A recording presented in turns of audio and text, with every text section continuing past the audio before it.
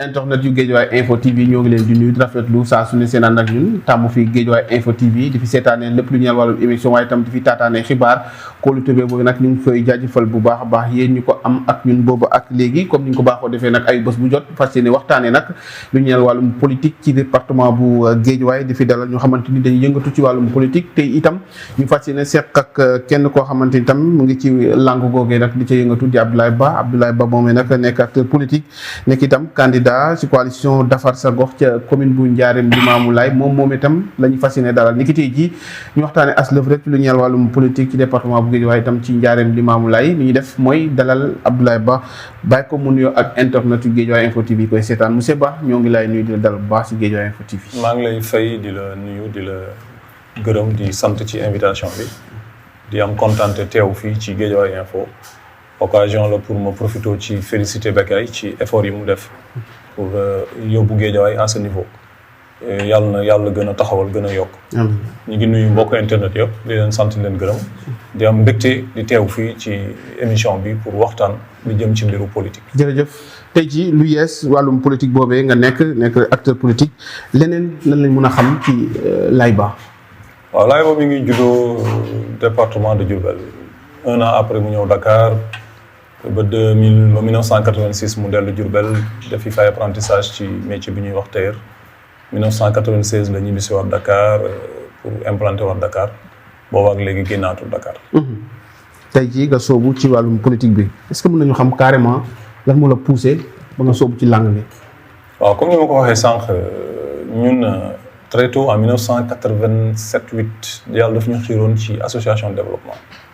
ñu am chance amoon ay kilifa yu mag yu nekkoon ci gouvernance bu Diourbel gouverneur Alkali Camara Cheikh Cissé ancien secrétaire général bu ministère de l'intérieur ñu amoon chance su taseeg nit ñoom ñu initier ñu woon ci lu jëm ci mbiru développement local. donc réforme yu bëri fi la ñu fekk ñu àndoon ko doon ko def ci mbiru association développement. en 2007 am tournant bu am ci sama famille politique parce que sama papa politicien bu mag la woon ñu koy wax Aliou Ba sénateur Aliou Ba. mu am jamono boo xam ne il fallait que doomam ñëw taxaw ci wetam ci laa ngemboo dugg ci politique pour jàppale ko ci élection législative yu 2007 yi loolu moo ma dugal ci politique. nga nekk commune bu Ndiarème Limamoulaye nga jegoon lool dem ci yàlla Baydi Sey di ñaan buur laaw xare ko àjjana tey jii ba mu fi jógee ak léegi est-ce que amul benn vide boo xamante ni am na ci Ndiarème Limamoulaye. waaw am na vide balaa maa àgg foofu ma jaale ko waa Sénégal encore jaale ko waa Guédiawaye waa Ndiarème Limamoulaye loolu moom question bu am solo la est-ce que bàyyi na vide bu énorme pas parce que dafa gaañu non parce que nit la woon boo xam ne nit bu jafe woon ci doomu aadama yi la Baydi ñu ngi ko fal en 2014 le 30 juin 2014 ñu installé ko le 15 juillet comme maire ñu élu ko le 15 juillet comme maire 7 jours après ñu installé ko mu nekk maire ñu installé ko bureau approche bi mu njëkk a indi à Ndiarème waa au Sénégal sax laay wax du ma wax à Ndiarème dafa def benn réunion bi ñuy wax réunion de coordination. réunion boobu ça nous a surpris tous parce que il a invité tous les acteurs communautaires de la commune imam délégué conseil municipal tout le monde toog mu ne li fi nekk ñun ñoo ko bokk te dañ ko war a waxtaanee balaa ñu koo def.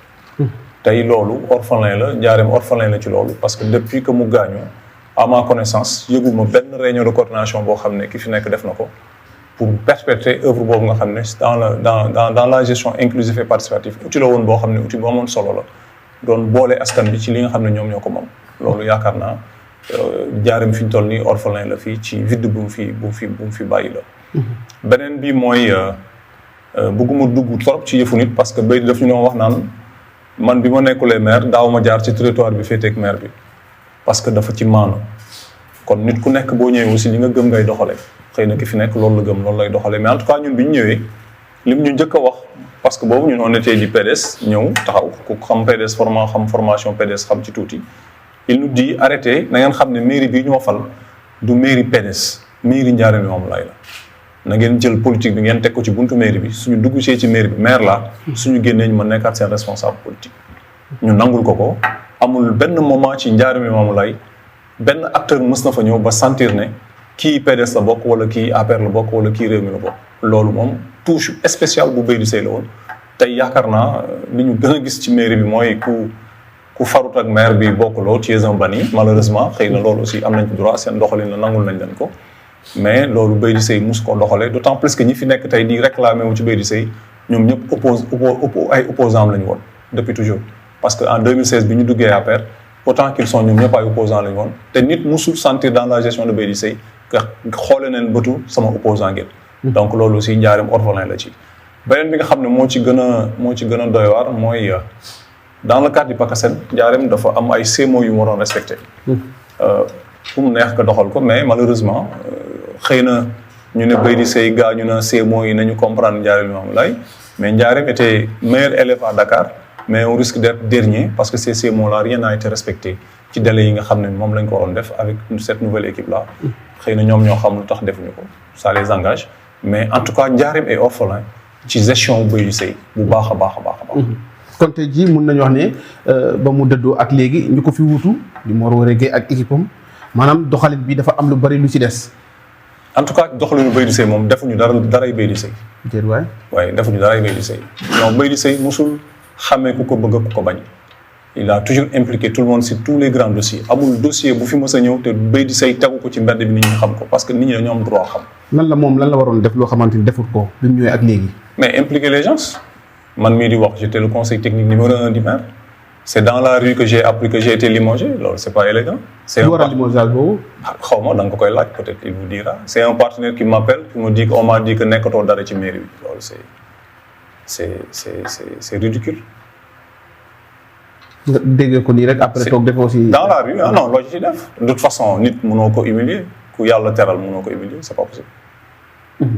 tey jii gannaaw bi mu dëddoo ñu gis ne peut-être yéen a ngi demoon ci ay élections pour koo xamante ni mu war a wutu ñu laay ba ñu pare ñu mel ni moo ñàkk waaye mel ni moo gagné loolu lan moo expliqué loolu peut-être loo xamante da nga ko liggéey ci njaareem Limamoulaye la wala dafa am loo xamante nit ñi dañ koo réeré ci yow. non xam nga Baye di Seye nit la woon boo xam ne en réalité tout revient sur lui parce que nit la woon bu entier bu joxe woon léppam tu ne peux pas faire confiance à quelqu'un pendant des années xooloo gisoo gëmmoo defoo dara mu xëy def loo xam ne wax dëgg yàlla doon nga ko xaar Baye di Seye disait toujours vous allez être surpris parce que je serai trahi par quelqu'un loolu moom daf doon nañu ko wax ku jege Baye di Seye xam ne xamoon na ne il sera trahi au dernier minute par quelqu'un mais wax dëgg yàlla musul njortu ne ci ki mu jógee ci kooku la jógee mus ko njortu ko xuloo na ak ay nit ñu bëri man mii di wax ci défendre bugguma tudd turu nit di ko victimiser mais ku nekk xam nga li nga def voilà ku nekk xam nga li nga def bu dee moom moo ko def xam na ko bu dee def ko xam na ko mais en tout cas Baye di musul xalaat ne ki koy wor ci nit boobu lay jógee si lui faisait énormément confiance et entièrement confiance malheureusement aux dernières minutes moment bi nga xam ne moom Baye di musul wax bëgg naa mais il avait dit j'ai besoin d'un deuxième mandat ay nit investir ko processus bi ñëpp bokk ci ba ci fin bi ñenn ñi beddeeku waxu liñ ko wax loolu moo naqari askanu njaareem Limamoulaye naqari waa ñi nga xam ne ñoom ñoo doon ànd ak Baye di Seye loolu moo expliqué jour boobu comportement population njaareem Limamoulaye parce que mënuñu nangu cette trahison là dafa profond dafa énorme kon tey jii maanaam comme yéen ñëpp bokk coalition Benno Bokk Yaakaar tey jii moom mu nekk ci bopp bi ñu gis ne peut-être yéen àndu leen ci lu tax loolu. waaw lu tax ànduñu c'est très simple parce que Baye di bi muy dund il a été investi. fii ak waa coalition Benno Bokk Yaakaar ak plus de 9 partis politiques yu taxawoon investir ko. réew mi ci la bokkoon. réew mi bi ñu demee ba war a investir ci lañ ci génn en réalité. C'est ce monsieur-là, le coordonnateur de Rewmi, qui a corrigé le PV qui devait être envoyé à la présidence. Moom moo ko corrigé. Le rapport final moom moo ko corrigé. Mais 3 jours avant ñuy dem il a dit que oui maanaam maire réeroo wu ñu c'est ce que je fais kooku am na ci droit parce que c'est un politique bu ko neexee mu bañ a ànd ci loolu moom. mais est-ce que foofu buggu leen woon waaxu gaay ndax booba décision jógagul jibagul ngeen tabb seen bopp est-ce que tamit nekkul da ngeen a bëggoon waaxu gaay moo tax ñu rasu. non xam nga waaxu amul kaay ñu waxtaan. lii laa bëgg am nga droit ne waaw am nga droit ne déedéet. waaxu mooy xëy rek ne damay def. mais wota ngeen waxtaan. dañoo waxtaan on a appelé presque tous les partis politiques. ñaar ñoo ci wax lu kenn mënul dégg. kenn ki ñëwul c'était l'AFP on l'a jamais reçu. Oser l'avenir ou Oser rêver ñoom dañu ñëw ne nañ leen bàyyi ñu dellu ci seen patron pour joxe seen accord. Mais tous les autres partis qui ont été reçus par le maire, devant ce monsieur-là, ont dit oui à l'investiture de Baydi Seye pour les élections locales à venir. Je dis tout le monde. On a les PV, on a même des photos, on a des images par rapport à ça, mais du rafet ngay def yenn yi parce que jaru ko. Mais tout le monde avait dit oui. Parce qu'on était présent ci réunion yooyu. Souvent moom sax moo ko doon co-présider ak maire pour recevoir ces partis politiques. Kon tout le monde avait dit oui. La ngeen doon jot yëpp amul tey jii moom moo fi nekk est-ce que tamit du risque nga bàyyi off boobu noonu demal sa yoonu bopp. waaw xam nga suñu Baydi Seye pour ñu mu jàngal xam nañ li may wax. existence la lay njëkk a jàngal.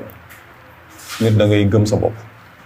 gëm na yàlla mooy maye yàlla mooy xañe muy benn bu si nit da ngay am sa plan de carrière ça veut dire que tey politique Ndiarème Limamoulaye wala politique bu Sénégal moo war a jeex ci ñuy expliquer ay actes de trahison tout simplement parce que c'est politique loolu dafa war a jeex dans ce pays c'est-à-dire que nous ñi nga xam ne ñun la Baydi Seye yar ñu xëy na ñu ngi dem di soutenir keneen ku bokkut ak moom ñoo xam ne ils l'ont poignardé dans le dos tout simplement parce que oui le président veut ou Aliou Sall veut mais loolu ñun duñ ko nangu parce que nous ne sommes pas des traîtres Baydi dafa doon wax naan damay daw ba dee dafa daw ba dee loolu mu daw ba dee dinañ ko wan ne ko am na gor yoo xam ne nangu nañu loolu te assimiler nañ jàng nañ ñi nga leen jàngal pour ñu exister pour taxawal sa œuvre pour que ñoo xam ne lii Baydi Seye moom moo ko defal. Mais on ne va pas dire oui parce que c'est la politique non c'est faux loolu duñ ko def. gëmu leen loolu. non gëmuñu ko. li ngeen gëm mooy ànd ak defar sa gox est-ce que defar sa gox boobu mën na defar affaire yi. tout defar sa gox mooy defar affaire bi ñun ñooy defar affaire bi. ci naka. ñun ñi nga xam ne ñoo porté woon ce mandat ak Baydi Seye. Je crois que unanimement à Ndiarème personne ne vous dira Baydi Seye n'a rien fait. Baydi Seye musul liggéey moom kese Baydi en équipe la musul liggéey tout ce qu'il fait il dit Ablaye ñëwal ma ñëw ma taxaw si kanam ñëpp ànd ak ñoom ñi fi nekk ñëpp di wax jàngul j'ai toujours été devant eux pour porter les véritables projets du maire Baydi Seye pour ñu koy réaliser ndox xëy na nag bon ku bëgg a rey sa xaj ne dafa am rage kooku c'est leur droit. Mais je dis autant qu'ils sont, j'ai été toujours devant, j'ai toujours porté les projets, j'ai été toujours le point focal de tous les projets qui ont été exécutés dans la commune de Ndiarème Limamoulaye. Maanaam Laye Ba. Tey jii nga nekk candidat te bu nekk candidat di nga wax un programme tey jii Laye Ba lan mooy sa programme pour Ndiarème Limamoulaye. waaw souvent damay reetaan su ma déggee candidat wu naan dinaa sama programme lii la ça me fait vraiment rigoler parce que si. Sénégal benn programme moo fi am muy le plan Sénégal émergent horizon 2035 loolu mooy programme. mairie ñetti outils la am pour doxal ci. li ñuy wax plan d'investissement communal. loolu commune d'arrondissement yi ñoo ko doon def. li ñuy wax plan triennal d'investissement wala PDC. un plan de développement local. loolu mooy outils yi nga xam ne ci la mairie du sukkandiku pour doxal ko. kon boo naan sama programme lii la c'est ignorer lan lañ la jox ci compétence dama lay jox exemple Baydi Seye ñëw na ne poste de santé bi fi mu nekk dafay taa dama koy délocaliser bi ministre bi ñëwee lan la ko wax nañ ci waxtaan pour xool ba xam am na raison pour mu nekkam déet parce que ministre moom compétence su santé ñun liñ ñu ci jox mooy taxawal CDS muy commune développement sanitaire bi nga xam ne maire moo ko jiite mais bureau exécutif bi sax moo koy doxal du maire mooy doxal parce que boo defee CDS ba pare maire bu jiitee comité exécutif bi am na bureau exécutif boo xam ne dafay am secrétaire exécutif kooku en réalité moom mooy doxal CDS. maire mën na ñëw jàppale leen recruter leen ay AS def nañ ko fi maire mën na ñëw jàppale leen jënd leen ay matériel def nañ ko fi mais maire munul affecté. mënul changer lenn ci programme bi nga xam ne am na ci biir poste de santé boobu kon kan moo yor santé ban programme nga fa mën a def c'est l'État. Une partie nag de ces compétences nous ont été dévolues yooyu ci lañ mën a taxaw jàppale CDS bi pour que ñu am poste de santé boo xam ne dina mën a répondre aux normes nationales ou aux normes internationales. Mais à part ça c'est le ministre ou c'est l'État qui décide kan lañ fay affecté c'est l'État. ñun demoon nañu si suñu plan triennal boobu ma lay wax nii. si première année bi dañu bëggoon jënd chaise dentaire. si plan triennal parce que Ndiarème am na plan triennal normalement ren la war a jeex mais dañu ne poste bi amul odonto maanaam amul ku mën a jël chaise dentaire boobu mais ñun amuñu capacité wu amuñu prérogative affecté lu fa odonto mais ren la ko yàlla dogal Baydi Seye yëkkati 3 millions pour ñu jënd chaise dentaire boobu xëy na dinañ ko jënd ñu taxawal ko mais biñ fi affecté odonto moom moo jëndee xaalisam pour mën a jënd chaise dentaire boobu pour wax la ne la ñun vision bu ñu mënti am day fekk mu répondre ak li nga xam ne moom la ministère di def ci poste boobu et nag c'est valable sur toutes les autres compétences yi nga xam ne moom lañ def éducation tout lépp lu ñu dévolu mairie daf ci am lu muy def en réalité boo ñëwee si éducation à part le comité de gestion bu maire di taxawal ci école bi nga xam ne moo koy présider ou son représentant le maire ne recrute pas ne peut pas changer l'emploi du temps sax d'un maître le maire n'est pas le responsable de l'école c'est le directeur su ñëwee day laaj directeur fu ma jëm. day appui. waaw mais soo taxawalee comité de gestion lan mooy rôle am c'est dajale askan bi autour de l'éducation pour ku nekk dugal ci sa loxo pour que éducation mën a performer loolu suñu rôle la te Baydi Seye def na ci loo xam ne li ci des ci sama gis-gis mooy fexe ba ñu améliorer cadre bi nga xam ne mooy accueillir les élèves su fekkee améliorer nañ ko rek continuer nag acquis yi nga xam ne Baydi Seye am na ko si on maintient ces acquis là participer à l'amélioration du cadre de vie des élèves yaakaar naa ne Ndiarème moom dootul am jafe-jafe ci éducation. tey jii itam si sa taxawal sa candidature ci Ndiarème Limamoulaye am keneen koo xamante ni ñëw na fekk si la di Pape Gallo Ndiaye est-ce que tey jii Pape Gallo moom mun na def dara ci li nga taxawal sa candidature maanaam est-ce que mun na indi benn apport ci sa candidature fii ci élection yi jëm. non loolu moom Pape Gallo mën na sax gagner Ndiarème Limamoulaye toute seule loolu moom c'est clair depuis qu'il est là li mu fi def ñëpp gis nañ ko il a su exister parce que on a eu le même formateur mu Baydi Seye gëm boppam taxaw def li mu war a def pour bokk ci champ politique bu Ndiarème Limamoulaye loolu moom beneen débat la maintenant lan la Pape Gallo mën a indi ci suñu démarche bëri na je parle même pas politique xam nga souvent ñun Sénégal politique bi daf ñuy absorber ba mu bëri mais tey ndaw yi lan la ñuy xaar ci ñun tey gagner mairie bi d'accord ñu dem ñu gagner ndoo ko mais lan la Pape Gallo mën a indi en plus pour ndaw yi nga xam ne moom la ñuy xaar pour ñu mën ñu jàppale pour ñu taxawal commune bu Ndiarème Limamoulaye ndaw yi gis ci seen bopp. dama naan ko quand il a parlé mu expliqué j'ai été ma ne d'accord voilà moom lii moo expliqué yow sa démarche en politique parce que lui aussi il a été un acteur de développement. am na fi yu bëri yoo xam ne à Guédiawaye il a participé pour le développement de Guédiawaye j'ai compris pourquoi démarche am mu demee noonu ndaw yi dañu toog duñu déglu occasion la mu bëgg ci profité pour wax ak ndaw yi am na candidat yoo xam ne dañ naan ndaw yi way su ngeen ma falee dinaa leen wutal liggéey loolu je crois que ki nga xam ne moo jiite réew mi sax fi ñu toll ni buy wax wutal liggéey day xaw a seet nu mu koy doxee parce que nekkul lu mu bëgg rek mu mën a yombe noonu mu nekkee ay wax pour wax la rek voilà pour bañ nag wax pour wax ndaw bu tollee si jàng dañ ko war a encourager mu jàng te Sénégal dañu seetlu ne ndaw yi jàngatuñ parce que dañu bëgg ay raccourcis ça veut dire que dañu bëgg tekki vite loolu baaxul dafay yàq suñu ëllëg Sénégal soxla na tey suba am administration bu fort bu taxaw pour mën a porter toujours l'administration sénégalaise nañu dem jàngi université du tàngal du tardeel kenn loolu moom vraiment c'est un message que je lance au nouveau bachelier université day tardé nit loolu moom débat boobu moom ba mu duggee Sénégal la yàq enseignement bu Sénégal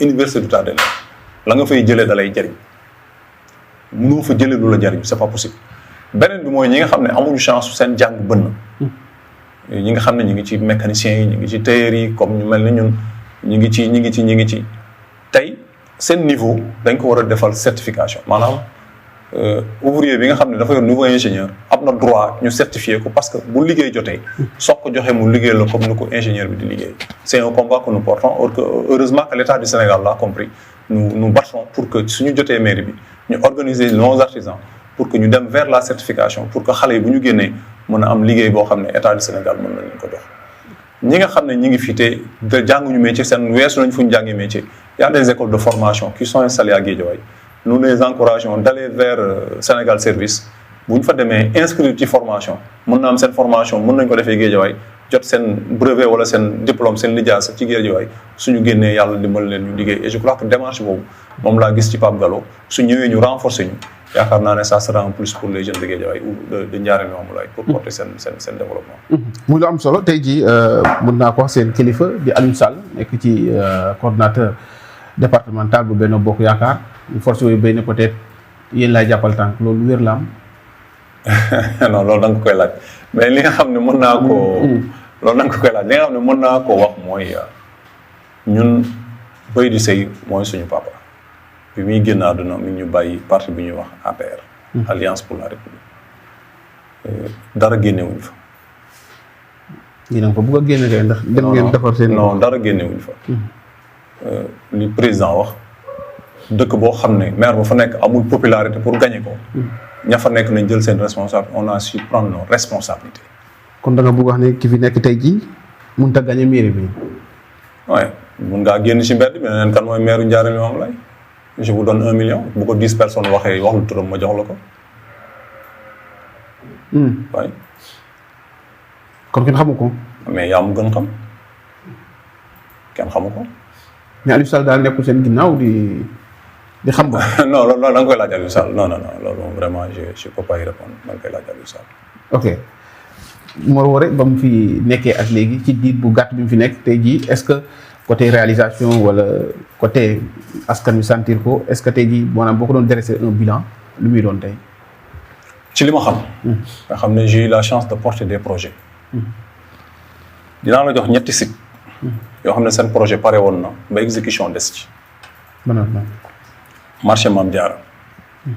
am na projet bu fa nekkoon ñu waroon defar édicule public bi maanaam douche bi ñu waroon ko moderniser changer ko. c'était quasi bouclé à 80%. C'est pas réalisé parce qu'il y a un nouveau maire qui est venu qui a envie de diminuer les gens maanaam dafa bëgg tuutal nit ñi. ça veut dire il n'a jamais dit aux gens lan ngeen xam fu yëf yi toll. soo demee bloc orange.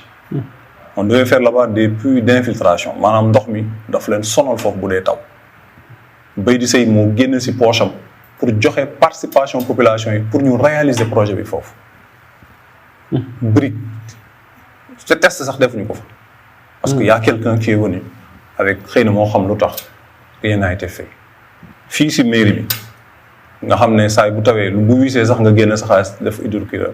on devait réaliser là-bas ay puits d'infiltration rien n'a été fait parce que malheureusement Ndiarème a un nouveau maire loolu laay lay tontu. lu bloqué lu nga jàpp ni moo bloqué loolu yëpp. ah xëy na boo ko gisee moom dina la wax lu tax. mais yow xamoo ko.